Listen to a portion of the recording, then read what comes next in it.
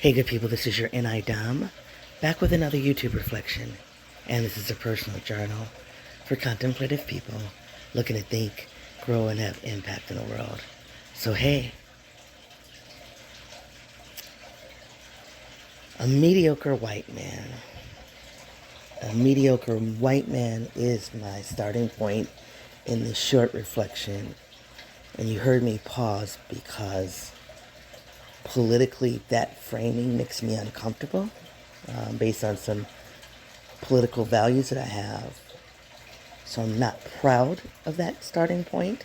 I'm not proud of that framing, but I want to stay with the framing because I want to unpack it. I'm curious about what I'm going to discover for myself when I unpack that phrase, a mediocre white man. And I did have a situation, an encounter yesterday that inspired the thought. And as I was thinking about the encounter I had yesterday, the thought that came up in my head was a mediocre white man. And then I felt a little guilty, like, I don't believe in saying that, at least not out loud. And so I'm here to unpack that. If you're new to this project, this is a personal journal where I process my inner and my outer worlds. I do so by using personality theory. The two theories I use the most are the Myers-Briggs and the Enneagram. Pushing those two systems together, I identify as an INTJ 8. I have a number of other disclaimers that I do in the long-form reflection on my podcast, Your NI Dom. But in the short-form reflection on Your NI Dom YouTube, I try to stick to 15 minutes. So I've deleted a lot of those disclaimers, but if you want to know more about me or this project, feel free to go to my website at yournidom.wordpress.com. I do want to say that a little housekeeping. I'm sitting in my niece's room, and there is a tank, an aquarium, I guess, with a turtle. So if you can hear water in the background, that's the tank. And so just want to let you know I'm not using the bathroom. There is water running in a tank for this turtle. So yesterday, I'm out of town visiting my sister, and so one of the things that I love to do when I'm here is I go listen to live music. I don't know why I don't do that when I'm at home. So that's another conversation. But so I went to go listen to live music. I wanted to get out of the house because I've been in the house a lot. And so I went to go do live music yesterday, and I wasn't at a big spot. It was a very small spot. If there were 10 people in that venue, I don't think it was 10 people. But anyway, so there were two different musicians that came on. There was a split in the shift in terms of the musicians. And I sat at the bar. Really wasn't there to indulge in libations, but I was just, I wanted to go listen to live music. I sat at the bar. They didn't have one, and it's another randomness. And so one of the things I'm good at, and I forgot, which really relates to a larger reflection, is, and this is going to sound very weird to say as an INTJ, but I'm going to say it. I'm good at banter. And most INTJs don't like to banter. And so how I've figured this out, and I've done other reflections on this, I'm not going to delve into the depths of it, but the way I make sense of me being good at bantering is that I use bantering to assess a situation for value. And so when I'm bantering with somebody, it's not for the love of the banter. The bantering is in pursuant of learning, assessing the person I'm bantering with. What resources do they bring to the table in terms, what opportunities for learning, for self-actualization, for employment, for any resource. When I meet a stranger, I'm gonna want to assess their value for opportunities, and I banter for that. I don't consciously do it. That's what I'm doing, unconsciously. And once I've made an assessment of their value, I have no desire to do any more bantering. And then I fall in line with traditional INTJs. Please don't come back to me and ask me to do bantering, because I don't have a love for that exchange. I have a love for discovery, analytical discovery. Okay. So I'm going to need longer than 15 minutes for this. Damn it. So there was a couple to my right. And so as I'm listening to music, I turn to the right a couple of times, like, and I make a reference, and it's not a big deal, small reference, because that's my way of poking it. I'm poking a person to see if, in that poking, am I going to create an opportunity to have a banter, and then for me to discover any opportunities that exist within that person that would benefit me. I'm just going to be really honest. Benefit me, my cause, my mission. So there's so much more I want to say about that, but let's just fast forward. I ended up poking that couple to the right enough where they came into my sphere, and we had this discussion. Okay, God, I want to stay here. Another thing that I could, if I was in the long form reflection, I would open it up, but I don't have time.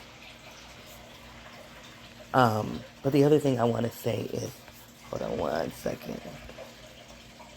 The other thing I want to say is that I discovered the other thing. So one of the things I discovered in that bantering was that the couple were ministers, sports ministry, which is fascinating. I mean, that there was a lot that I learned in that. I was really impressed with it, but that I don't have time. Well, in that discussion about sports ministry, I learned that in order to do that, they have a nonprofit. Okay, and then I found out that they were both former educators. If you don't know, I'm an educator. I don't want to say former, but I'm a former institutional educator, but I still identify as a social scientist educator. So I had that kind of kinship with them. So I was curious. So you do this sports ministry through your nonprofit.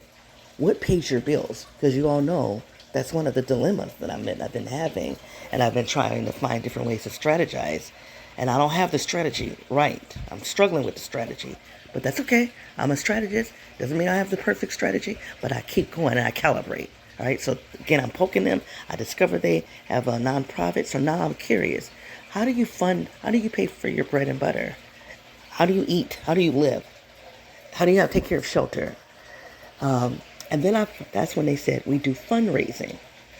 I said what? They said, our entire survival is based on us fundraising for our work. Ding, ding, ding, ding, ding. There it is. Now I finally discover something that I need. And I have known for a while, although I have not wanted to accept it. I'm going to be really honest. I have known for a long time that I am going to have to learn to do fundraising.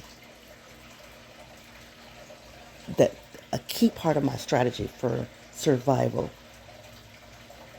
should include some type of fundraiser. But I don't want to do that.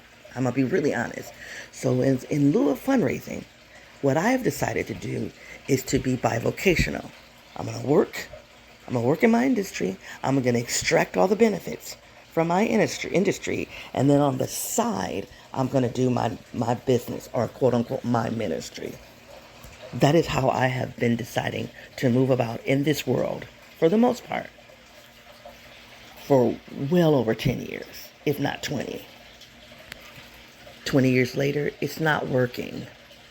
And you'll have to wait till I come back for season 10. That'll start in February. I'm going to explain that. I'm going to explain why I say it. It's not working. Okay? So I hear that they fundraise for two things. They fundraise for their mission, and they fundraise for their survival. And I know deep down that that's a skill I need to develop. I don't want to develop that skill. I don't want to do that because I feel like I keep developing these skills and it pushes me further away from the skill that I ultimately have, quote unquote, for my ministry. Okay. All right. I'm using ministry in an inclusive, non-ecumenical way. I think I can say that. A non-religious way. I'm going to have to do this in two parts because I have more to say.